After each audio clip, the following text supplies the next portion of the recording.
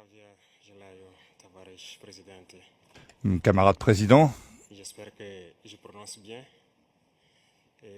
C'est un honneur d'être là donc à la célébration du 80e anniversaire de la victoire de la Grande Guerre. Et je tenais donc à vous féliciter et vous remercier donc pour cette invitation qui est un symbole pour nous. Et au cours donc de ma présence ici, je dois avouer que j'ai appris beaucoup de leçons. Cette séance que j'ai pu assister avant le dîner la veille, la séance culturelle, m'a fait comprendre que l'histoire et la culture sont le socle pour bâtir une armée forte et résiliente. Nous avons pu voir ensemble tous les sacrifices que le peuple soviétique a consenti pour que nous soyons dans un monde libre aujourd'hui.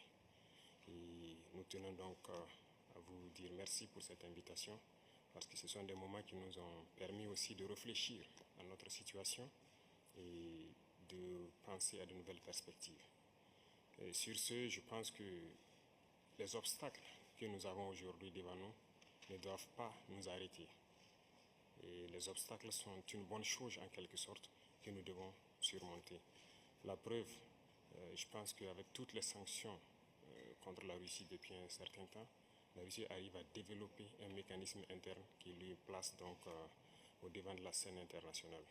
Et nous prenons bonne note de ces leçons que nous avons donc apprises ici.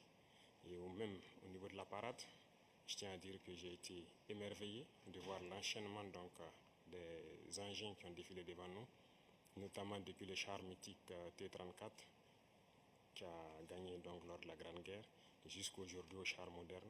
Combien donc l'armée russe s'est modernisée, combien la technologie donc a participé à renforcer cette armée. Et dans ce cadre, nous souhaitons que la coopération que nous avons puisse se renforcer de façon exponentielle. Je vous remercie déjà pour tout ce qui est fait pour nous, notamment ces bourses d'études qui sont octroyées au Burkina et qui vont s'accroître.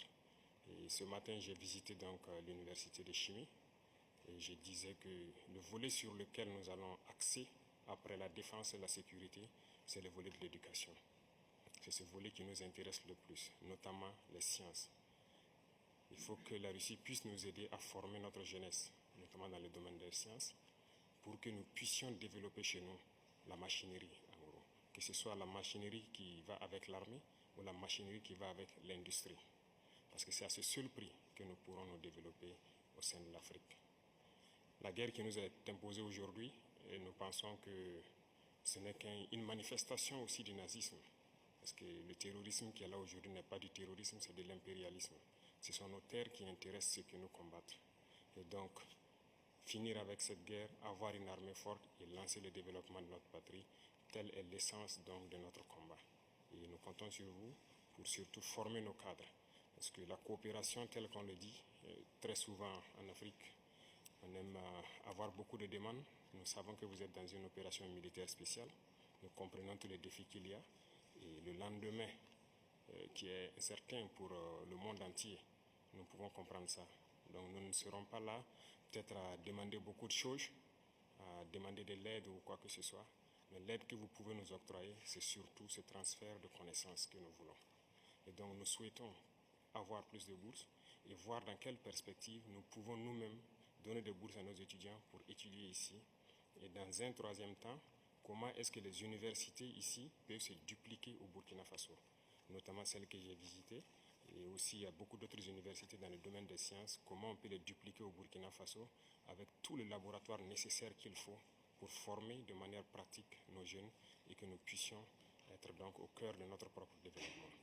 Donc c'est la demande essentielle que nous avons actuellement dans le contexte que nous vivons pour pouvoir transformer tout ce que nous avons sur place, produire beaucoup de choses nous-mêmes et que le Burkina Faso soit un hub où beaucoup de jeunes Africains vont venir et apprendre aussi la science. Parce qu'ici en Russie, vous avez d'éminents scientifiques et il y a eu beaucoup de savants que nous continuons donc d'étudier leurs œuvres. Et je pense que c'est un arbre où nous pouvons soutirer la science pour nous développer. L'autre chose, c'est surtout dans le domaine militaire.